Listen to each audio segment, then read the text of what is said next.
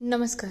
आजच्या एपिसोडला जर मी शॉर्टमध्ये एक्सप्लेन करायला जाऊ तर यमाई आणि असुराचं जोरदार भांडण सुरू होतं आणि या सगळ्या युद्धामध्ये शेवट का होईना यमाई जिंकणार आहे आणि त्यानंतर सुद्धा यमाईचा राग शांत नाही होणार. म्हणूनच तिथे आदिशक्ती येणार आहे आणि जे काही बोलणं झालं त्यानंतर एक यमाई अट घालणार आहे. इकडे शेवट आदिशक्ती आणि पद्महंसा दोघींची भेट होणार आहे आणि या सगळ्यानंतर आदिशक्ती काहीतरी भाकीत करणार आहे. चला बघूया डिटेलमध्ये आजच्या एपिसोडमध्ये काय काय घडले. नमस्कार. आजच्या भागात आपण बघणार आहोत इकडे ओवी खूप हट्ट धरत असते. सांग ना यमाईचं काय झालं, त्या असुराचं काय झालं, सांग की आई राज काय घडलं आहे. तेव्हा तुळजाई म्हणायला लागतात मी तुला सांगते. त्यानंतर तिथे यमाई आली आणि यमाई आणि असुराचं जोरदार युद्ध सुरू झालं. तेव्हा तो असुर म्हणत असतो की तू तर एक साधी स्त्री आहेस, तू काय माझ्याशी युद्ध करण्याशील, तुला फक्त आणि फक्त घरची कामं जमायला पाहिजेत, स्वयंपाक करता यायला पाहिजे आणि माझ्यासारख्या अशा बलाढ्य असुराशी लढायची तुझी हिंमत नाही आहे. तेव्हा देवी चिडते आणि म्हणते तुला काय वाटलं मी काय साधीसुधी आहे का, असं बिलकुल समजू नको. स्त्री शक्ती म्हणजे खूप जणांच्या गोष्टी असतात आणि स्त्री एका बाळाला जन्म देऊ शकते, तसं तुझ्यासारख्या मला मारू सुद्धा शकते.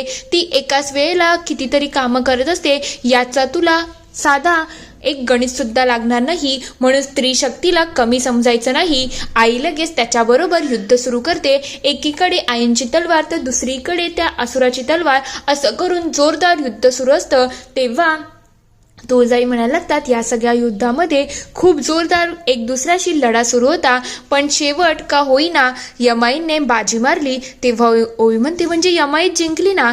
तेव्हा तुळजाई म्हणतात हो यमाई जिंकली, कारण की त्यांच्याकडे तेवढं बलाढ्य त्यांचं धैर्य होतं आणि त्याच्याचमुळे त्यांचा विजय झाला. पण तरीसुद्धा त्यांचा राग काही शांत होत नव्हता. तेव्हा ओवी विचारते मग काय झालं, राग शांत करायला केलं तरी काय. तेव्हा तुळजाई सांगायला लागतात त्याच्यासाठी आदिशक्तींना प्रकट व्हायला लागलं. इकडे यमाई खूप क्रोधित झालेले असतात. तेवढ्यात तिथे आदिशक्ती येतात आणि म्हणायला लागतात यमाई शांत व्हा, तुम्ही आता या लोकांसाठी इथे राहायचं आहे आणि यांच्यासाठी तुम्हाला शांत होणं गरजेचं आहे. तुम्हाला तुमच्या भाविकांसाठी भक्तांसाठी कायम सतर्क राहायला लागेल. तेव्हा देवी म्हणते तुम्ही म्हणताय ते सगळं मला मान्य आहे आदिशक्ती, पण तरीसुद्धा माझी एक अट आहे. जसं ज्योतिबांनी मला साथ घालून बोलवलं ना, जोपर्यंत मला कोणी साथ घालत नाही तोपर्यंत मी काही येणार नाही, हे आठवण ठेवावं. आदिशक्ती लगेच तिथून निघून जातात. तर दुसरीकडे इकडे तुळजाई म्हणत असतात की यानंतर सुद्धा तेवढ्यात ओवीला गाढ झोप लागते आणि ओवी मस्त झोपून गेलेली असते. इकडे पद्महंसा देवीला शोधत असतात, पण त्यांना काही देवी भेटत नसते. इकडे तुळजाई म्हणायला लागतात शेवट पद्महंसा तिथे पोचले असेल आणि देवी आणि तिची कशी भेट होतं हे बघणं महत्त्वाचं असेल. इकडे शेवट का होईना पद्महंसा खाली बसते आणि म्हणायला लागते की देवी मी ते तुळजाईंचं अवतान घेऊन आली आहे, तुम्ही आता माझ्या समोर या आणि हे अवतान लवकर स्वीकार करा. तेवढ्यात यमाई तिथे उभ्या राहतात आणि म्हणतात तुम्हाला स्वतःहून बोलवलं आहे म्हणून तर मी ते आली आहे. तेवढ्यात ती लगेच त्यांच्या जवळ जाते. देवीला जसंच हळदी कुंकू लावते तेवढ्यात इकडे तुळजाईच्या माथ्यावरती ही हळदी कुंकू येतं. तेव्हा त्यांना जाग येते आणि त्या विचार करतात की शेवट पद्महंसा इकडे देवीला भेटले आहे आणि हाच त्याचा संकेत आहे. इकडे आदिशक्तींना पुन्हा भाकीत व्हायला सुरू होतं. तेव्हा ते म्हणतात पहिले जे मी बघितलं त्याच्या हिशोबाने गोष्टी तर तशाच आहेत, पण आत्ता मला एकदम एंड दिसला नाही. जसं मला पहिल्या वेळेला असं दिसलं होतं की तुळजाचा पराजय झाला आहे आणि महिषासुराचा विजय झाला आहे. यावेळेला थोडंसं का होईना नियती बदललेली आहे, भविष्य चेंज झालं आहे. म्हणजे याचा अर्थ असं होऊ शकतं आता यमाई काय करेल याच्यावरती ही गोष्टी डिपेंड आहेत. खरं म्हटलं तर आदिशक्ती हे सुद्धा सांगत असतात की तुळजा आणि यमाई माझेच अंश असून सुद्धा त्या स्वतःचा वेगळा निर्णय घेऊ शकतात, कारण की प्रत्येकाचं वागणं बोलणं स्वभाव सगळं काही वेगळं आहे. मी कोणाला याच्यामध्ये अडवू शकत नाही आणि कोणाला कोणत्या गोष्टीचा सल्लाही देऊ शकत नाही. खरं म्हटलं तर प्रत्यक्ष निर्णय त्यांचाच असणार आहे आणि त्यांच्या निर्णयामध्ये हस्तक्षेप नाही करावं एवढं मला सुद्धा समजतं. आता तिथे पद्महंसा त्यांच्यासाठी तुळजाचं अवतांतर घेऊन गेली आहे, पण यमाई ते स्वीकारेल की नाही हे बघणं महत्त्वाचं असणार आहे. आता बघूया यमाई हे स्वीकारते की नाही. इकडे यमाई म्हणत असते की मला सगळं माहिती आहे, तू इथे का आली आहे. तेव्हा पद्महंस म्हणते तुम्हाला माहिती आहे तर तुम्हाला हे सुद्धा माहिती असेल ना, तुळजाईने मला इथे पाठवलं आहे. तेव्हा त्या सगळी काही स्टोरी सांगायला लागतात की कसं तुळजाने पहिले त्या असुराला मारलं आणि त्यानंतर गावामध्ये लहान बाळाचा जन्म घेतलं. त्याच्या पहिले ती चिंचपुरामध्ये होती आणि चिंचपुरामधून ती इकडे गेली जिथे जनक बाबा आणि त्याच्याबरोबर गंगाई या दोघांचा तिला आशीर्वाद मिळाला. त्यानंतर तिने तिचं लहानपण सुद्धा एन्जॉय केलं. हे सगळं होत असताना मी सगळं काही माझ्या डोळ्याने बघितलं आहे. आम्ही आदिशक्तीशी 2 अंश आहोत म्हणून आम्हाला एक दुसऱ्याबद्दल भरपूर गोष्टी माहिती असतात.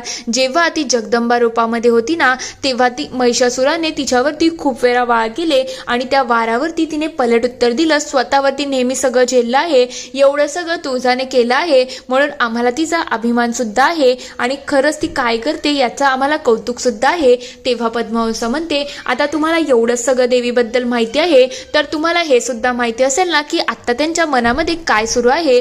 तेव्हा यमाई म्हणायला लागतात नाही, ते आम्हाला कळत नाही, कारण की आम्ही जरी एकच अंश असलो ना तरी आमचा विचार करण्याचा समय त्यानंतर स्वभाव सगळ्या गोष्टी वेगवेगळ्या आहेत. आम्हाला नाही माहिती की त्यांनी आम्हाला इथे का बोलवलं आहे.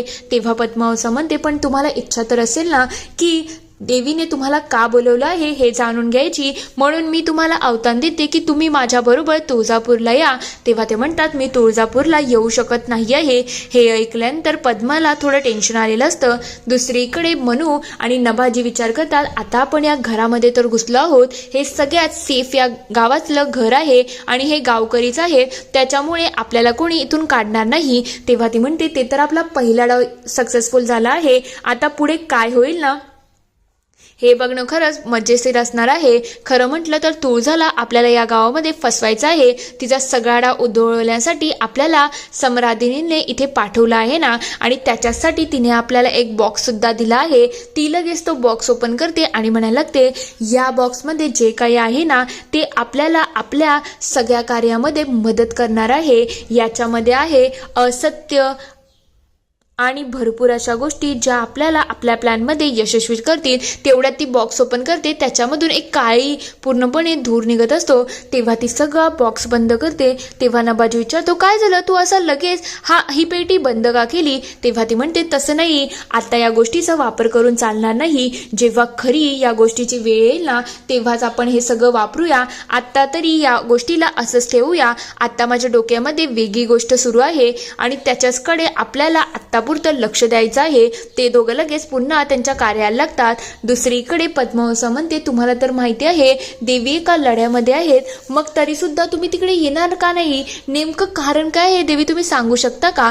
तेव्हा यमाई म्हणायला लागतात आम्ही आमचं डोंगर, आमचे भक्त आणि हा स्थान सोडून कुठेच जाऊ शकत नाही. आमची किती इच्छा असली ना तर या गोष्टी शक्य नाही आहे. तेव्हा पद्महंस म्हणते देवी असं बोलू नका, तुळजाईने खूप मनापासून तुम्हाला आमंत्रण दिलं आहे, काहीतरी कार्य आहे त्याच्याचमुळे तर तुम्हाला बोलवलं आहे, म्हणून तुम्ही आमच्या बरोबर चला. देवादेवी म्हणतात नाही, आमची किती इच्छा असली किती काही असलं ना तरी आम्ही येऊ शकत नाही, तू आता जाऊ शकते. पद्मावंसा तिथून जायला लागते. तेव्हा तिला आठवण येतं की तुळजाईने माझ्या हातामध्ये काहीतरी दिलं होतं. ती लगेच मागे वळते. तर दुसरीकडे इकडे मनू आणि नभाजी चिंतामणी दगडाच्या जवळ गेलेले असतात. तेव्हा ते म्हणतात गावामध्ये या चिंतामणी दगडाला तुळजाईचा इतकाच मान आहे ना, म्हणून आता मला असं वाटते याला जर आपण नाहीसं केलं तर आपल्या गोष्टी सोप्या होऊन जातील. गावामध्ये आपलं स्थान वर्चस्व येईल आणि आपल्याला जे पाहिजे ते मिळू शकतं. तेव्हा तू आत्ताच्या आत्ता या दगडाला तोडून टाक. तेव्हा नभाजीला आठवण येतं की गेल्या वेळेला या दगडाला जेव्हा हात लावला होता तेव्हा झटका लागला होता. तेव्हा तो म्हणतो नाही नाही नाही नाही नाही, याला तर झटका लागतो, तुला समजते का. तूच गेल्या वेळेला म्हणाली होती ना की कोणीही या चिंतामणी दगडाच्या मागे लागू नका, असुरांनी तर स्पेशली नाही लागायचं, मग आता तूच का हे सांगते. तेव्हा ती म्हणते अरे ऐक ना मी काय बोलते. तेव्हा तो म्हणतो नाही नाही नाही, मला हे मान्यच नाही आहे. तो लगेच तिथून जायला लागतो. तेव्हा ती त्याच्यामध्ये येते आणि म्हणते तुला माहितीये का, तू जर असाच गेला तर तुझ्या बाबतीत काय होईल, महिषासूर काय करेल हे तुला माहिती आहे ना. तेव्हा तो म्हणतो काय नाही, ते मला पाताळात टाकतील. तेव्हा ती म्हणते मग तुला पाताळात जायचं आहे की या दगडाला तोडायचं आहे, तूच एकदा विचार कर, कारण की हे तुझ्यासाठी सोपं असणार आहे. पाताळ आणि त्या गोष्टी तुझ्यासाठी सोप्या नसतील.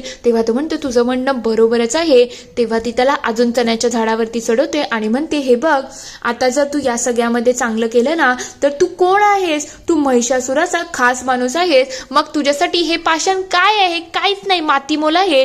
तो लगेच चिंतामणी दगडाच्या जवळ जातो आणि म्हणतो काय झालं? तुला तर मी गेल्या वेळेलाच बोललो होतो ना की मी या गावातच राहणार आहोत आणि या गेल्या वेळेला तू बाजी मारली, पण यावेळेला मी बाजी मारणार आहे आणि तुझा नायनाट केल्याशिवाय मी काय शांत बसणार नाही. इकडे देवी पुन्हा त्यांच्या मूळ रूपामध्ये यायला सुरुवात होत असतात. तेवढ्यात पद्मा त्यांना अडवते आणि म्हणते देवी 2 मिनिटं थांबा, मला तुम्हाला काहीतरी दाखवायचं आहे. मला असं वाटते तुळजाईंना समजलं होतं की हे वेळ येऊ शकते म्हणून त्यांनी तुमच्यासाठी काहीतरी दिलं आहे. तेव्हा ते म्हणतात तू किती प्रयत्न कर बाळा, पण मी हे सगळं नाही करणार, मी तिकडे येऊ शकत नाही आहे. तेव्हा पद्मा म्हणते मी प्रयत्न तर करू शकते ना. ती लगेच ते चिन्ह त्यांच्याजवळ देते. हे बघतात देवी आश्चर्यचकित होतात आणि म्हणतात आदिशक्तींचं चिन्ह हे तुळजाकडे काय करते? तेव्हा पद्महंस म्हणतात हे सगळं त्यांना आदिशक्तीनेच दिलं आहे. आता तुम्ही सांगा तुम्हाला काय करायचं आहे? तुम्ही माझ्याबरोबर येणार की नाही येणार? तेव्हा देवी लगेच तिला अडवतात आणि म्हणतात आता मला बघायचंच आहे नेमकं तुळजाच्या मनामध्ये काय आहे ज्यामुळे तिने एवढं मोठं भाकीत करून मला बोलवलेलं आहे. त्या दोघी लगेच गावाला यायला निघायला लागतात. हे सगळं बघून तुळजाई सुद्धा खूप खुश झालेले असतात. इथे एपिसोड संपतो.